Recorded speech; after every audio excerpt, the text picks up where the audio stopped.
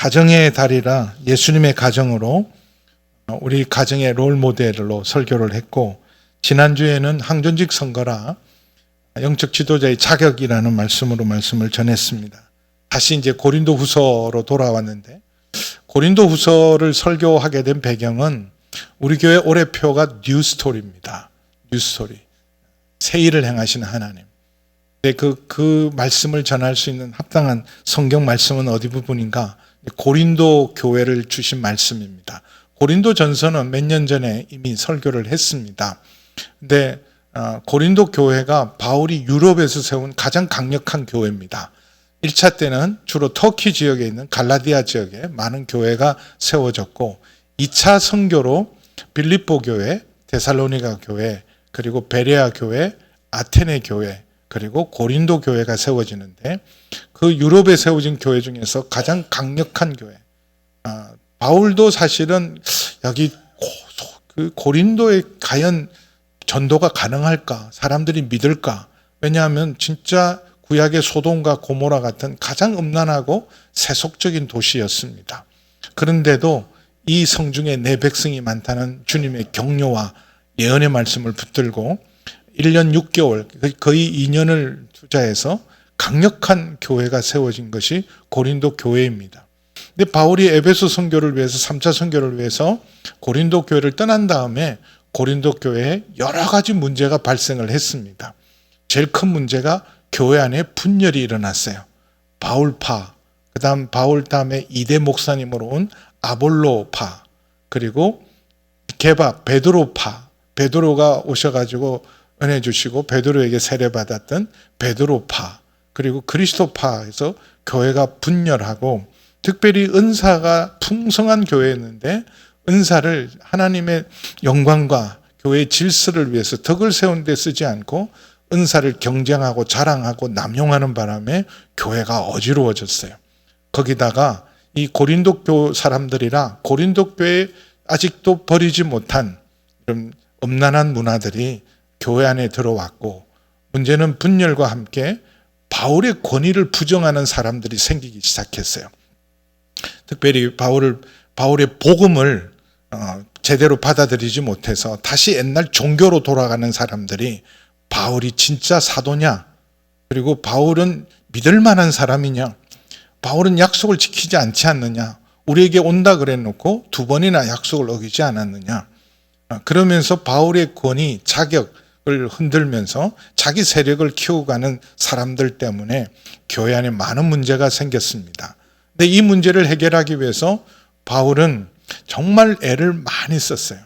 이 고린도 교회를 위해서 애를 많이 쓸 때 바울이 3차 선교 여행을 힘있게 감당할 때입니다. 에베소에 드디어 1차 때부터 에베소 공략을 했지만 하나님께서는 아직 에베소를 지금 전도하고 바꿀 만큼 준비가 되지 않았으니까 1차 때도 마가 때문에 포기했어야 되고, 2차 때는 아예 성령님이 막으셨어요. 아시아에 복음 전한 걸 유럽으로 보냅니다. 왜냐하면 그 당시 로마 제국 안에 3대 정치 중심가는 로마고, 교육과 철학의 중심지는 아테네였고, 그리고 종교의 중심지는 가장 강력한 사단의 보좌가 있는 곳이 에베소였기 때문에 에베소에 들어가서 잘못 묶이면 빠져나올 수도 없고, 그래서 지금 먼저 유럽을 복음을 전하고 그 다음에 다 충분한 경륜과 준비가 되어 있을 때 에베소 전도를 해서 엄청난 역사가 일어났습니다. 근데 엄청난 역사와 함께 굉장한 영적 전쟁도 더불어 일어난 곳이 에베소였어요. 그래서 바울이 잠깐이라도 몸을 뺄 수가 없었어요. 근데 그렇게 지금 한창 에베소를 통해서 선교하고 있는데 고린도 교회가 문제가 생겨서 바울은 그 바쁜 중에도 사람도 보내고 고린도 전후서뿐만 아니라 성경에 지금 보존되지 않은 2번, 4의 편지를 쓰는데 그 편지 중에 2가지는 성경이 되고 나머지 2개는 성경은 되지 않았지만 고린도 문제를 해결하기 위해서 디모데를 통해서 편지를 보냈는데 오히려 더 악화됩니다. 그리고 본인이 직접 그 바쁜 때도 시간을 내서 방문을 했지만 해결되지 않고 더 갈등은 깊어졌습니다. 이런 상황에서 마지막 이런 시도로 디도를 보냅니다. 눈물의 편지 2장 4절에 보시면 고린도후서에 이렇게 내가 마음에 큰 눌림과 걱정이 있어서 지금 영적 전쟁도 치르고 엄청난 사역을 감당하면서 그것도 벅차지만 무엇보다도 고린도 교회 때문에 아픈 손가락이었어요. 바울이 세운 많은 교회 중에 아픈 손가락으로 그 교회 때문에 큰 눌림과 걱정이 있어서 많은 눈물로 세 번째 편지를 씁니다. 디도의 손에 붙여져서 보냈는데 만약에 고린도 교회가 회복되고 갈등이 해결되고 바울과의 관계가 회복되어서 신뢰가 회복되어서 뉴 스토리를 쓸 수 있다면 그러면 어떤 교회도 어떤 문제도 해결할 수 있다. 근데 정말 해결되고 뉴 스토리가 쓰여져서 다시 쓴 말씀이 고린도 후서예요. 그래서 어떻게 이 깊은 갈등이 해결되었는가를 잘 보여주는 게 7장입니다. 그래서 우리에게 뉴 스토리, 갈등과 문제 많은 교회, 어려운 관계가 깨지고 신뢰가 무너진 교회가 다시 회복되는 놀라운 은혜로 뉴 스토리를 쓰는데 그럼 우리에게도 꼭 필요한 말씀인 줄 믿습니다. 그래서 어떻게 이 문제가 해결되는 7장에 잘 나타나 있는데 바울이 5절 보세요. 바울이 지금 마지막 어떻게 생각하면 마지막 노력이죠. 디도를 통해서 정말 눈물로 쓴 편지를 보내고 디도를 기다리고 결과를 기다릴 때 여러분 심정이 어떻게 했어요? 그 결과를 기다릴 때. 결과지 이렇게 받으면 건강검진만 해도요. 건강검진 하러 가면 아무래도 이게 암인 것 같습니다. 악성인 것 같습니다. 그런 진단을 받고 결과표 받으러 가면 이제 이거 악성인 줄 알았는데 양성입니다. 라든지 그리고 결과지를 보니까 내 건강관리도 잘못하고 이번 틀림없이 문제가 많겠구나. 그래서 점수가 아주 나쁜 점수가 받겠구나. 어디가 또 문제고 뭐가 문제고 있겠구나. 근데 막상 보면 관리를 잘 하셨네요. 괜찮습니다. 그럴 때 이제 안심도 되고 괜찮을 줄 알고 갔는데 이 부분이 엄청 약해졌습니다. 잘못하면 재발합니다. 이런 소리도 들을 수 있잖아요. 이 결과를 기다리는 마음은 그럼 또 하나의 눌림과 근심이죠. 그래서 5절 보세요. 이런 결과를 기다리는 바울의 마음이 5절에 잘 기록되어 있습니다. 같이 읽습니다. 시작. 우리가 마게도냐에 이르렀을 때에도 우리 육체가 편하지 못하였고 사방으로 환난을 당하여 밖으로는 다툼이요 안으로는 두려움이었다. 근데 지금 마케도냐로 왔는데 에베소에서 지금 열심히 전도하고 복음 전하고 엄청난 부흥과 영적 전쟁을 치르고 있었습니다. 근데 그 부담이 어마어마했던 건 이미 우리 1장에서 고린도후서 1장을 읽을 때 8절 9절 보시면 형제들아 우리가 아시아에서 당한 이 아시아는 에베소입니다. 당한 환난을 너희가 모르기를 원하지 아니하노니 힘에 겹도록 심한 고난을 당하여 살 소망까지 끊어지고 우리는 우리 자신이 사형 선고를 받은 줄 알았으니 이는 우리로 자기를 의지하지 말고 오직 죽은 자를 다시 살리시는 하나님만 의지하게 하심이라. 엄청난 부흥과 함께 또 많은 도전과 영적 전쟁을 치러내야 했어요. 하루도 방심할 수 없었어요.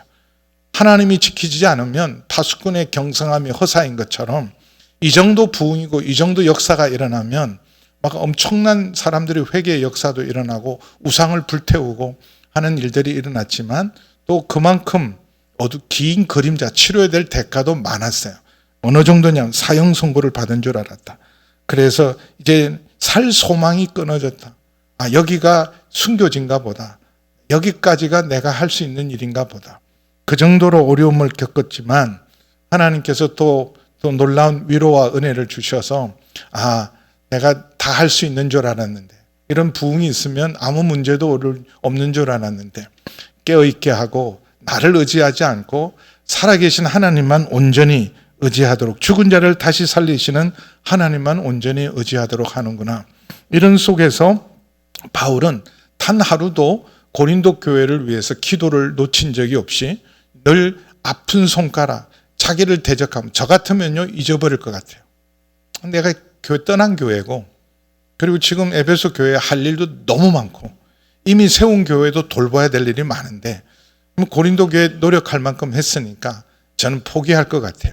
근데 바울은 포기하지 않았어요. 에베소 사역을 마무리하고 떠나면서도 마지막으로 디도를 보내고 드로아에서 만나기로 했어요. 근데 드로아에서 만나기로 했는데 약속된 장소에 시간에 디도가 오지 않았어요. 여러분, 약속된 시간에 오지 않으면 좋은 소식일까요? 나쁜 소식일까요? 이때가 와야 되는데 이때가 돼도 오지 않으면 지금도 여전히 문제가 있고 아직도 수습하고 있구나, 아니면 무슨 어려움을 당하고 있거나 아직까지 오지 않는 것은 좋은 소식이기보다는 또 나쁜 소식, 나쁜 결과를 기다릴 수밖에 없는 상황입니다. 그래서 고린도후서 2장 12절에서 13절 보겠습니다. 이 마케도니아에 갈 때 내가 그리스도의 복음을 위하여 드로아에서 디도를 만나기로 하고, 이 드로아는 트로이 목마가 있었던 유명한 지역이고 유럽 선교를 시작했던 곳이 드로아입니다.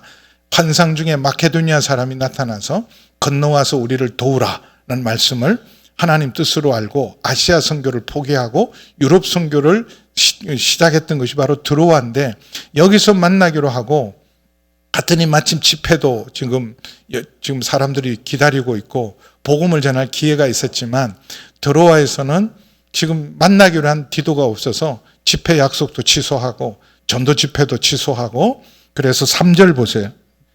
고린도후서 2장 13절 같이 읽습니다. 시작. 내가 내 형제 디도를 만나지 못하므로 내 심령이 편하지 못하여 그들과 작별하고 마케도니아, 다음 기회에 내가 꼭 와서 여기 집회를 하겠다. 그리고는 지금 마케도니아에 이르렀을 때 육체가 편하지 못하였고 심신이 지쳐 있었어요.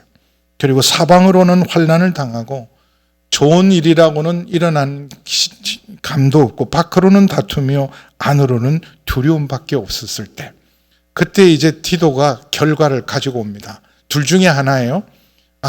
이제 드디어 해결되었습니다. 회복될, 이제 완전히 마음을 열고 그들이 자기 잘못을 깨달았습니다. 좋은 시골 같지 않느냐? 아니면 점점 더 사람들이 마음을 닫고 이제는 완전히 이제는 틀렸습니다.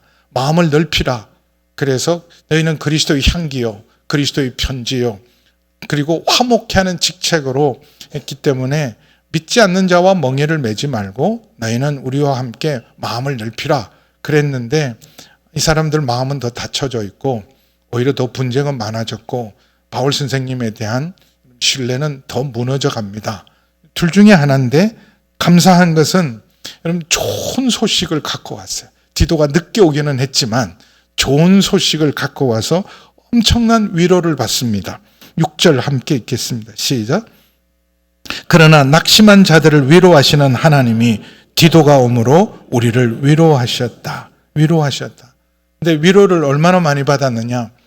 그 디도가 안전하게 무사하게 온 게 감사하고, 또 하나는 여러분 자녀가 만약에 학교에서 시험을 봤는데 중간고사가 낙제예요. F를 받아왔어요. 그 다음에 다음에 여러분 기말고사 볼 때 어느 정도 되면 위로가 되세요? 아이고 낙제는 겨우 면했다. 아니면 B학점은 받았습니다. 그러면 엄청난 위로겠죠. 근데 어떤 위로를 갖고 왔냐면, 지난번 시험은 낙제였는데 이번에는 A 학점을 받아온 거예요. 그게 바로 7절입니다. 하나님 놀라운 위로가 7절 같이 읽습니다. 시작. 그가 온 것뿐 아니요 오직 그가 너희에게서 받은 그 위로로 위로하고 너희의 사모함과 애통함과 나를 위하여 열심히 있는 것을 우리에게 보고함으로 나를 더욱 기쁘게 하였느니라. 사람을 만나서 어떤 문제를 같이 하려고 할 때 벌써 나를 대하는 태도를 보면 이 사람 마음이 열려 있구나, 아니면 나를 대하는 태도를 보면 이 사람 나하고 일할 마음이 없구나, 금방 압니다. 근데 디도가 너무 감동을 받고 온 거예요. 자기도 각오를 하고 디모데가 가서 아주 냉담하게 거절당하고 왔기 때문에 자기도 각오를 단단히 하고 갔어요. 무슨 봉변을 당하더라도 감당해야지. 그랬는데 마치 정말 천사를 대접하듯이 오직 그가 너희에게서 받은 그 위로가 얼마나 대접을 잘했는지 저희는 정말 환영해주고 정말 가족처럼 맞이해주고 크게 대접을 잘 받았습니다. 그뿐만 아니라 이 문제가 해결된데 C 학점만 받아도 좋은데 A 학점을 가져온 거예요. 너희의 사모함과 회개를 했어요. 이제는 바울을 보기를 간절히 사모하는 거예요. 그래서 만약에 못 오시면 우리라도 가서 뵙겠습니다. 애통함과 우리가 정말 분합니다. 쏘은 게 분합니다. 그래서 우리가 그 귀한 분을 우리가 알아보지 못해서 대적하고 함부로 말했던 것에 대해서 애통함이 있고 나를 위하여 열심히 있는 것, 다시 첫사랑을 회복하고 바울에 대해서 신뢰를 회복하고 열심히 있는 것을 보고해서 얼마나 큰 위로를 받았는지 모릅니다. 여러분, 우리가 살면서 걱정 근심 없는 사람 아무도 없어요.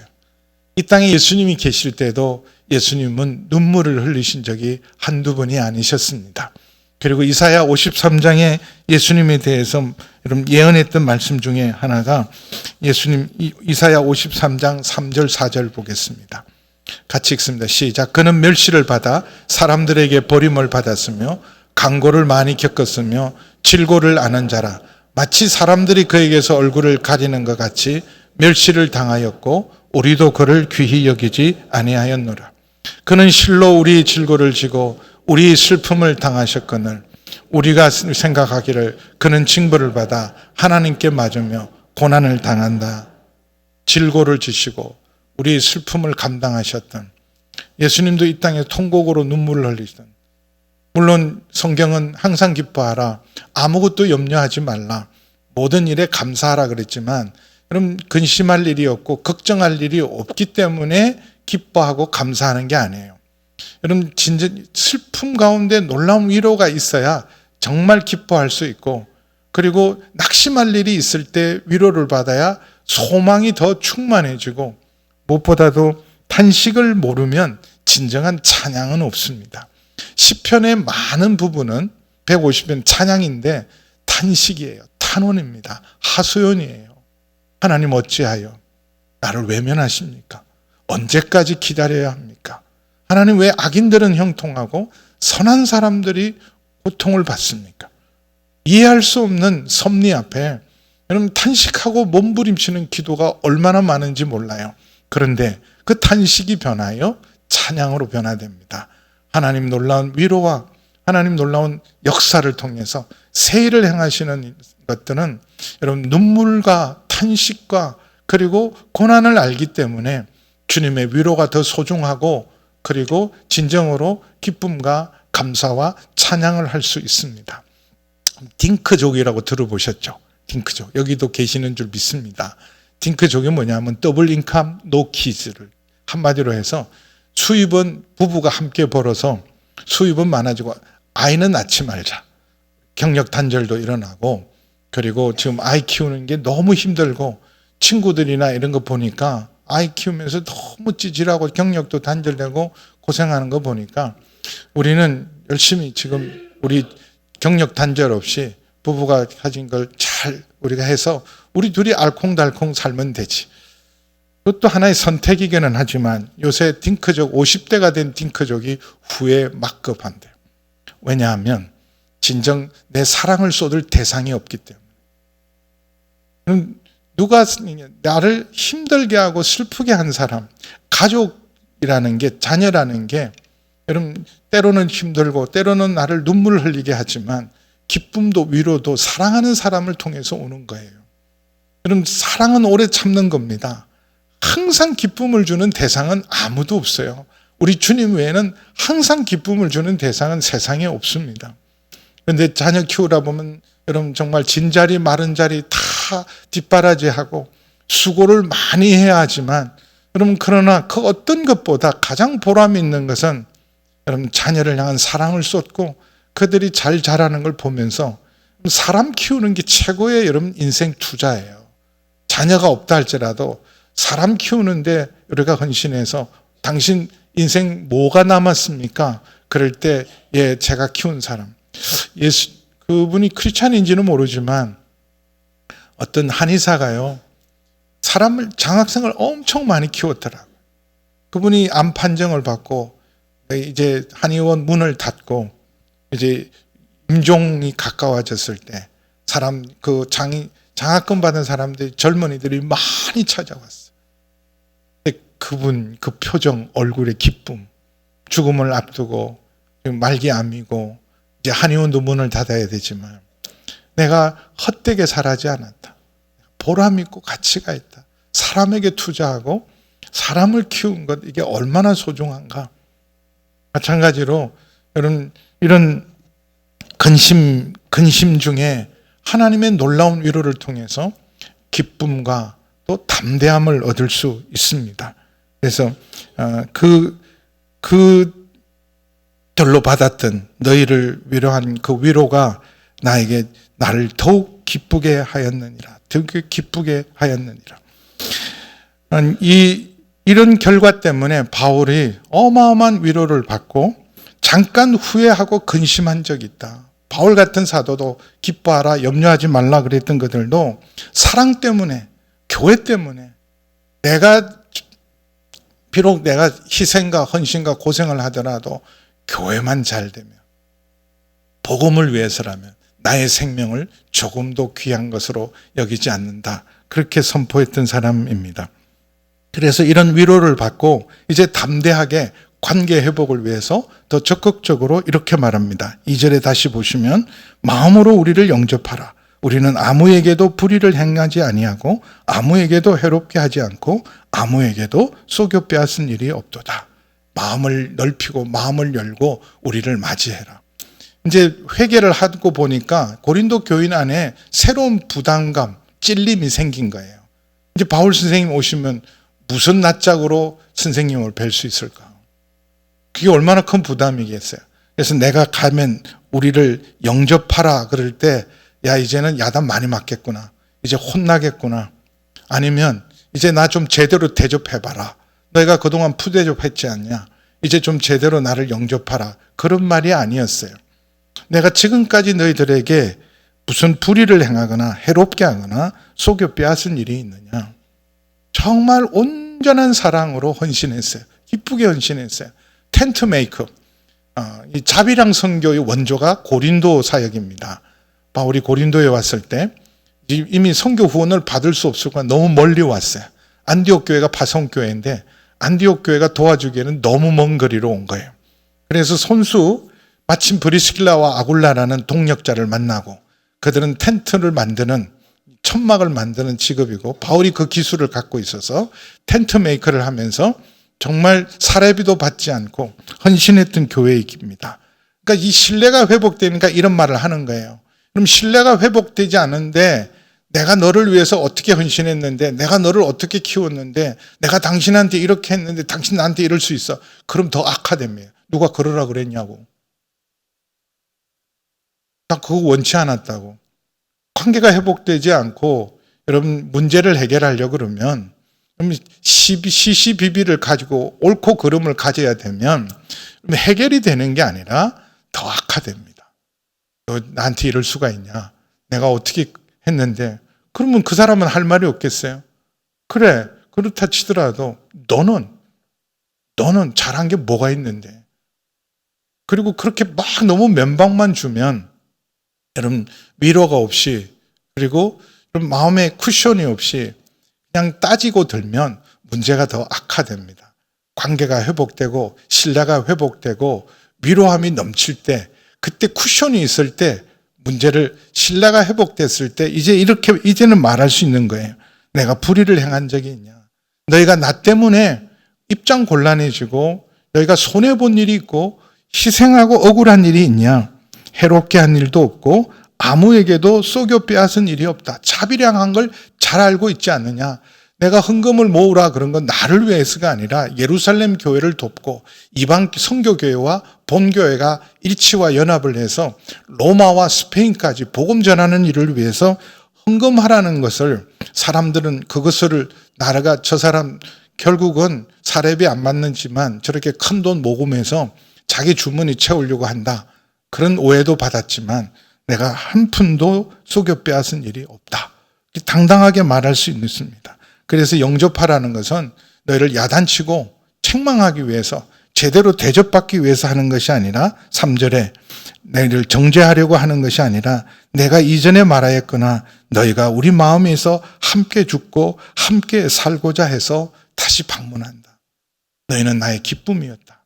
나의 위로였고 그리고 멍에를 함께 매지 않느냐.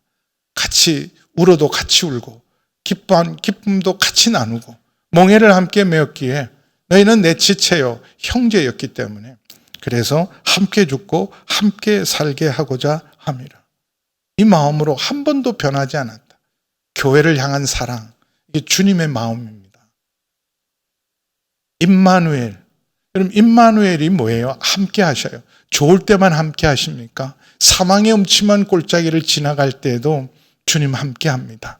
우리가 정말 음부 끝에 떨어지고 땅 끝에 가서 모두에게 버림받고 아무도 나를 기억해 주지 않은 것 같을 때도 그때도 함께 하시고 임마누엘 합니다.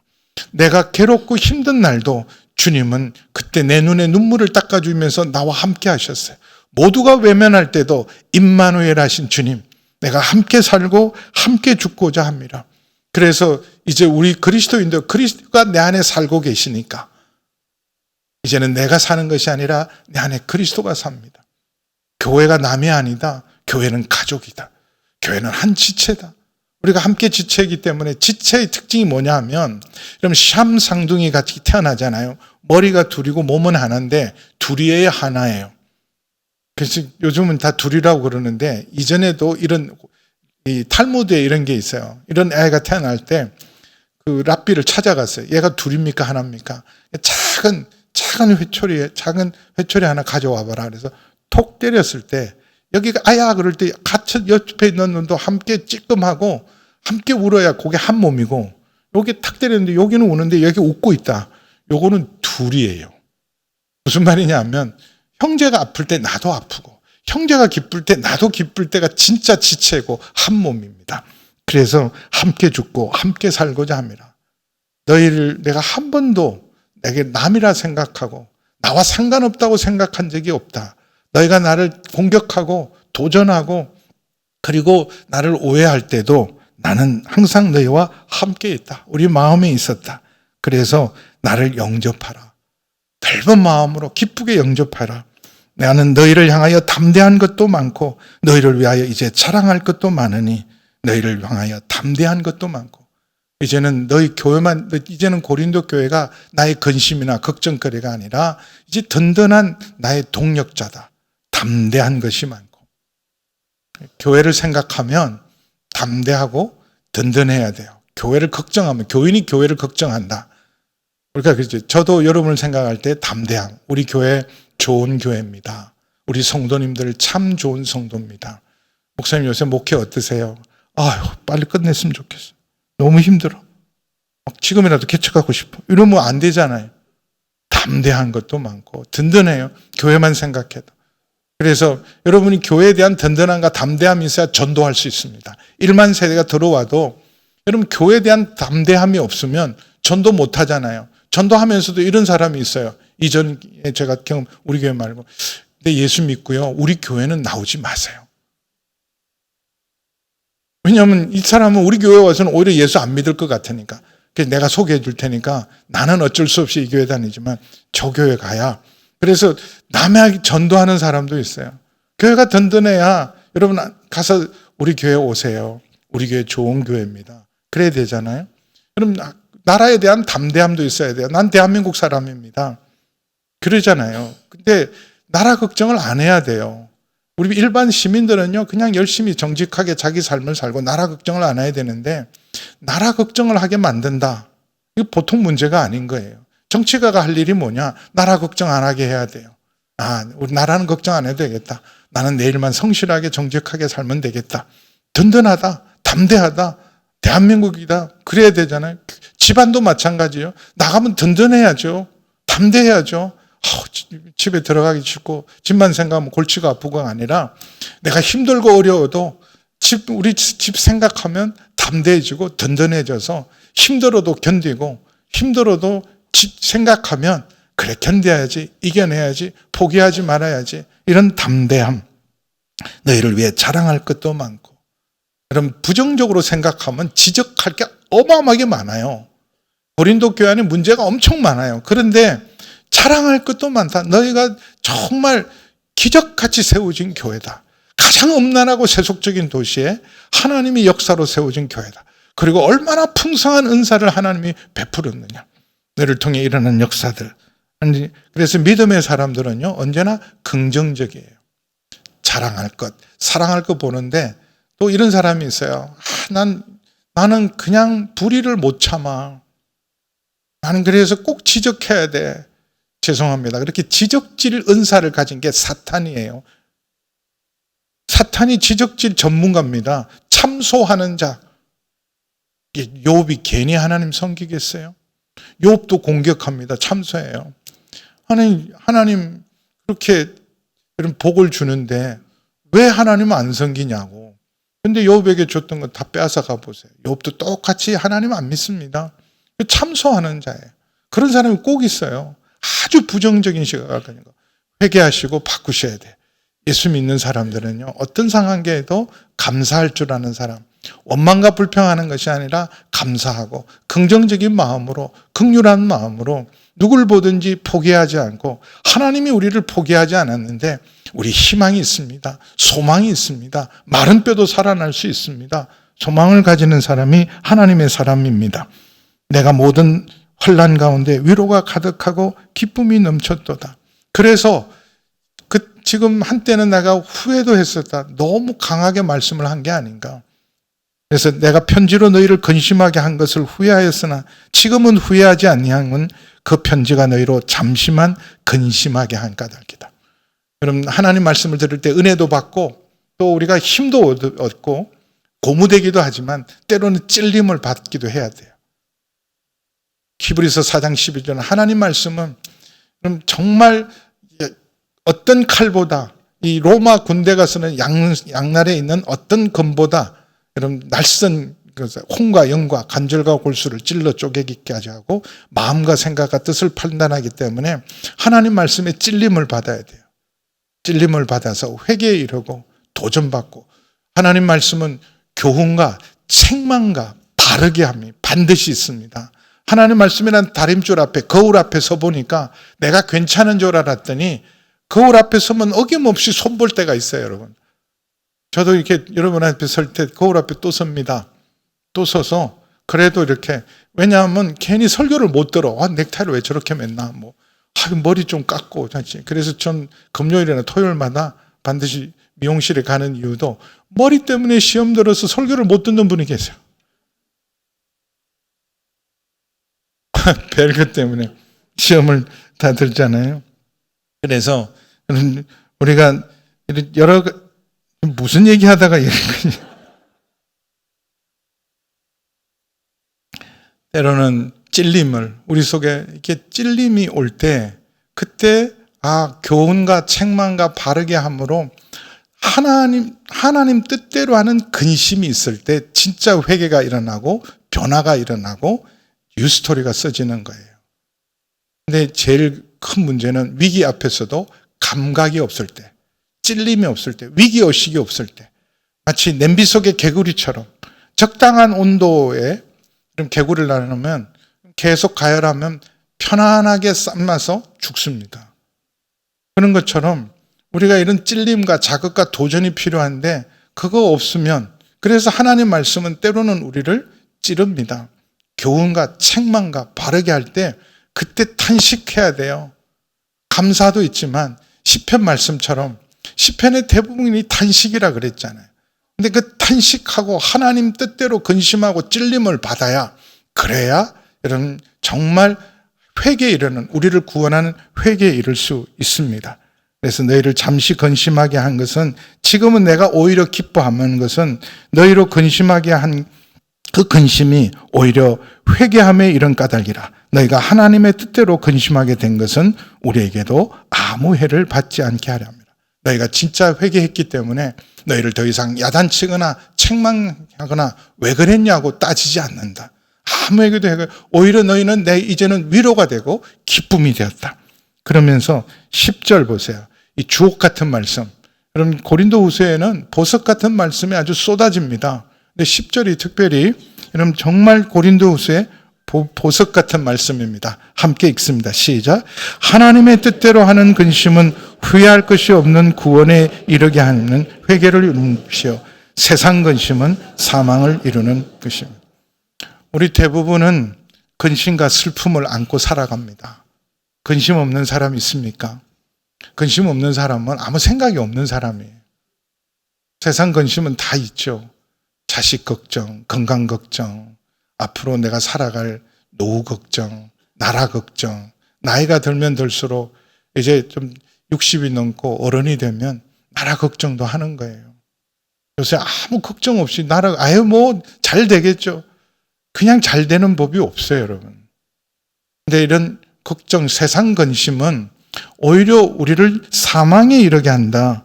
세상 근심은 사망에 이르는데 잠언 17장 22절 잠깐 보실까요? 마음의 기쁨은 양약이라도 여러분 마음의 근심은 우리 뼈를 녹인다 그랬어요. 같이 읽어볼까요? 시작. 마음의 즐거움은 양약이라도 심령의 근심은 뼈를 마르게 하느니라. 세상 근심. 근데 온갖 세상 문제는 근심은 혼자 다 안고 살아가는 분이 있어요. 그래서 이런 말이 오죽했으면 이런 말이 있겠어요. 걱정도 팔자다. 걱정이 이 사람은 체질이에요. 걱정이 그냥 자기 사명이에요. 숨만 쉬면 걱정하는 사람. 아이고 걱정도 팔자야.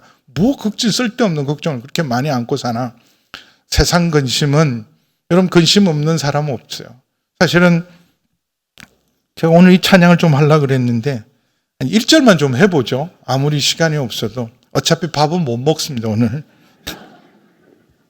우리 1절만 한번 해보죠. 486장인데요. 어제 설교 준비를 하다 문득 이 찬양을 제가 오랫동안 찬양을 했어요.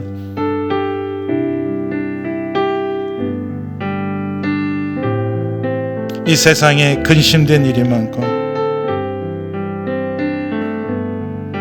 이 세상에 근심된 일이 많고 참 평안을 몰랐구나. 내 주 예수 날 오라 부르시니 곧 평안이 쉬리로다. 주 예수의 구원의 은혜로다. 주 예수의 구원의 은혜로다. 참 기쁘고 즐겁구나. 그 은혜를 영원히 누리겠네. 곧 평안이 쉬리로다. 이거 사실은 장례식 때 많이 부르는 찬양이에요. 아, 죽은 자가 차라리 복되다. 죽는 사람이 내가 부러워한 건 처음이다. 산 자가 고생이구나. 사는 게 고생이죠. 그러나 여러분 하나님께서 우리 삶의 고난을 통해서도 일하십니다. 하나님께서 우리의 실패를 통해서도 일하십니다. 근데 세상 근심을 여러분 하나님께 맡기셔야 돼요. 수고하고 무거운 짐진 자들아 다 내게로 오라. 내가 너희를 쉬게 할 것이다. 그리고는 먼저 그 나라와 그 의를 구하고 우리가 오직 그리스도인으로 근심할 것은요. 말씀을 통하여 성령께서 탄식하시고 우리를 찌를 때 하나님 뜻대로 하는 근심은 우리로 하여금 온전한 회개와 구원에 이르게 합니다. 그래서 하나님 뜻대로 한 그 근심이 11절 보세요. 우리를 얼마나 진실하게 만드는지 보세요. 온전하게 같이 읽습니다. 시작. 보라 하나님 뜻대로 하게 된 이 근심이 너희로 얼마나 간절하게 하며 얼마나 변정하게 하며 얼마나 분하게 하며 얼마나 두렵게 하며 얼마나 사모하게 하며 얼마나 열심 있게 하며 얼마나 벌하게 하였는가. 너희가 그 일에 대하여 일체 너희 자신의 깨끗함을 나타내느니라. 이런 바울이 때로는 정말 눈물의 편지, 때로는 엄한 편지를 통해서 때로는 그렇게 정말 싫은 소리 들어가면서 포기하지 않고 했더니 그들이 하나님 뜻대로 드디어 회개하고 하나님 뜻대로 하는 근심을 통해서 간절하게 했어요. 간절하게. 예수님 제대로 믿어야 되겠다. 신앙생활 똑바로 해야 되겠다. 복음 위에 서야 되겠다. 얼마나 변정하게 하며, 변명이란 말은 우리시는 그 변명하지 마. 왜 자꾸 변명해? 저 사람 변명이 많아. 아주 부정적인 언어로 쓰지만 성경에서 변명이라는 것은요, 솔직하게 자기의 마음을 온전히 드러내는 거예요. 변명하게 하며. 그래서 그 유명한 소크라테스는 책을 쓴 적이 없어요. 소크라테스가 쓴 책이 없습니다. 그 제자들이 소크라테스의 대화, 그래서 소크라테스의 변명, 이런 플라톤이 주로 소크라테스의 어록을 기록을 했는데, 그 소크라테스가 남긴 말을 소크라테스의 변명이라 그래요. 구차하게 변명한 게 아니라 제대로 된 정말 지혜로운 가르침, 변명. 그때 쓰는 변명이 여기, 너희로 얼마나 변명하게 하며 얼마나 분하게 하며. 그럼 예수 믿고 나서 안 믿을 때 살았던 삶이 좀 분해야 돼요. 너무 분하다. 쏟고 살한 거 생각하면 너무 분하다. 그 내가 저기 점쟁이에게 갖다 주고 굿한다고 갖다 준 거 생각하면 분하기 짝이 없고, 사람들에게 쏘가서 그냥 거짓에 휘말리고 분쟁에 휘말리고, 그게 분한 거예요. 사람들이 여러분을 조종하고 막 뒤에서 부추기고, 그게 분해야 돼요. 저는 예수 믿고 나 진짜 분했어요. 저 때문에 분했어요. 어리석게 살한 것에 대해서 분하고, 그리고 정말 허망하게 살았던 게 분하고, 분하게 하며, 이런 거룩한 분노가 있어야 돼요. 얼마나 두렵게 하며 하나님을 경외하고, 우리가 지금 무슨 짓을 한 건가? 하나님의 교회에서 우리가 무슨 짓을 한 거야? 두렵게 하며, 얼마나 사모하게 하며, 복음을 사모하고 진리를 사모하고 주의 귀한 사도들을 사모하게 하고, 얼마나 열심히 있게 하고, 이제부터라도 대충 게으르지 않고 열심을. 세상 일에는 바쁘면서 주의 일에 게으른 것은요, 정말 분이 여기셔야 돼요. 그 분한 겁니다. 여러분, 하나님에 대한 열심을 회복하기를 축원합니다. 차든지 덥든지 하지 마라. 토하고 싶다. 열심을 회복해라. 주님은 우리를 왜 한결같이 열심이세요. 우리 주님은 주님 교회와 성전을 향한 열심, 하나님의 열심, 그리고 우리 예수님의 열심, 지금도 포기하지 않고 선교사를 보내고 복음을 전하는 이 열심, 우리 인생을 향한 하나님의 열심이 있어서 여기 있는 거예요. 그래서 여러분도 내 인생을 여러분 헛되지 않고 정말 제대로 살았다는 것은 복음과 진리와 예수님을 위해 열심을 내는 거예요.